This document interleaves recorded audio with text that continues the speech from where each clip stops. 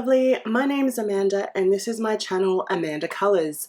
It seems I recorded a whole bunch of video and I seem to have lost the sound somehow, so I'm going to try and do a voiceover as I go. And today's video is pretty exciting. It is a haul from Kmart here in Australia, and it's all colouring related items that I found at Kmart which were really cost effective, and I wanted to share them with you. For my fellow Aussies, hopefully you find something that you might like to pick up, and for those of you that are from the rest of the world, you might still find it interesting. I must have really been having a glitchy day the day that I recorded this video, because I was also trying to mirror my phone to my iMac, so that I could see what I was recording, but it wasn't working, so you might see some strange delays and things. I'll try and edit those out, and hopefully the video will be okay. If you have any tips on how I can see what I'm recording from my iPhone on an iPad or on a iMac, let me know. Okay, here we go. So first up, I bought some letter stickers. I intend to use them for my colouring journal. I was inspired by Disney Makes Colouring and that colouring kit, Imogen, to start a colouring journal to keep track of various things to do with colouring. And despite being a graphic designer and loving to colour, I have terrible handwriting. So I thought that these stickers would be useful for lettering in there. There's all different kinds. There is, these ones here are serif letters in a rose gold. And then there's also these ones here in a normal gold that are actually kind of raised up with foam behind them, which I thought were quite fun.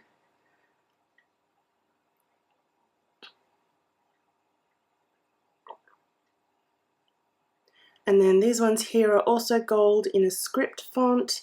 You can see I've already used some of those. And then these ones are puffy letters, tall thin sans serif letters in a pink and a green. I've also used some of those already. I think they were about $3 a packet, something like that. Very, very affordable. Next up are these pencils here. They are pastel pencils and they come in this really cute tin, and I'll just try and get that open. Okay, so I have that open. It's a 12-pack of pastel pencils in a beautiful little tin, and they are really pretty colours. I decided to buy these because I had purchased the Brut Macaron 50 pastel pencil set, and the colours are incredible, but as soon as I started to sharpen them, I discovered that the core of the pencils were broken pretty much all the way through. So I bought these instead. Some of my pencils were super small now because I had to sharpen them so much. But let's do a little test of these. This is just on normal copy paper, and they go down pretty well. They feel fairly creamy, which is a good thing. We'll try this other colour. It's a bit darker. It's not really what I would call a pastel, but let's try another one. Super soft minty green. Let's just zoom in a little bit.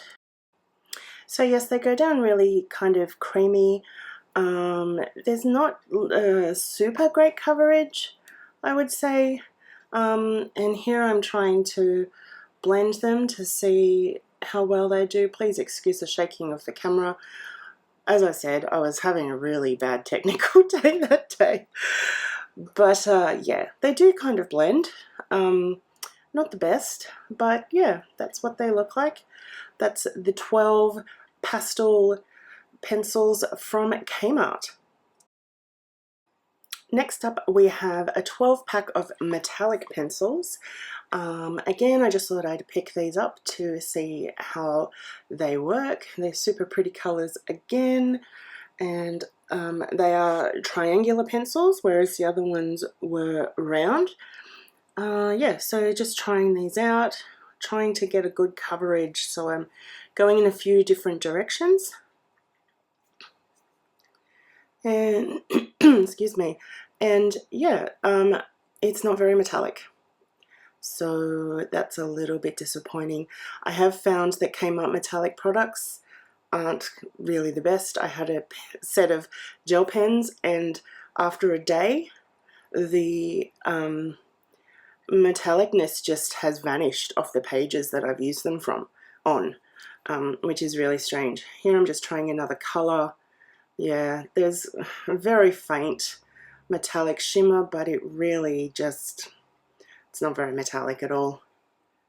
So that's a little bit disappointing, but they are pretty colors, so I could still use them for other things. And next up, we have this 24 pack of Woodless pencils. Now I did see these on someone else's account. In fact, I think it may have been someone in one of the Facebook groups I'm part of. I'm not really sure, so if it was you, I'm sorry, I can't remember to give you credit, but I thought they were really interesting to try, so I picked them up. And again, we've got some beautiful colors, and they're kind of like crayons. I mean, it is the core of a pencil, but there is just the plastic on the outside. There's no wood, and they've got a really lovely weight to them though. They feel really good in your hand. And yeah, when I was swatching, again, I don't know why I've gone in all different directions. That's not how I usually colour. But yeah, they do kind of feel like crayons, just not waxy. It's really hard to describe, but the colour does go down quite well. And as I said, they feel really good in your hand. I think they would probably sharpen quite nicely as well. I haven't really tried sharpening them yet. But yeah, as you can see, it kind of almost gives the look of a crayon as well. Next up are these metallic watercolor paints, and they do come with a water brush, and I've put some water in there. I seem to have lost the video where I showed you the packaging, so I apologize for that. Here I am just activating the paints, getting them wet so that they can get juicy, which is what we want. I've been looking to try and play with metallic paints for backgrounds and effects and things. It's something that I'd love to play with, so we'll just let that sit. So they're the colour's starting to come up now, so I'll give them a test. I don't have much experience with using these, and I think I may have put too much water on them, so I'm not sure it's going to give us the best result. And again, it's on standard copy paper, not on watercolor paper, but I'm going to do quick swatches and see how they work out and how they look. Having filmed this video previously, I have now seen them dry, and they do actually come up quite pretty. So yeah, they're not the best watercolors in the world, but they're great for a beginner, and I think they were only $5, $3 or $5, which is super crazy cheap here in Australia. We pay so much for pretty much everything because most of it is imported, so it's really good to be able to get some products that are at a good price. So we'll just try this next color, quite a bronzy brown. There is also another palette that has like pinks and greens and blues. This is the like the gold metallic palette. Yeah, so it does give quite a nice effect when dry, and because it is so translucent, I think it would layer quite well. Also on my shopping trip, I picked up some extra water brushes.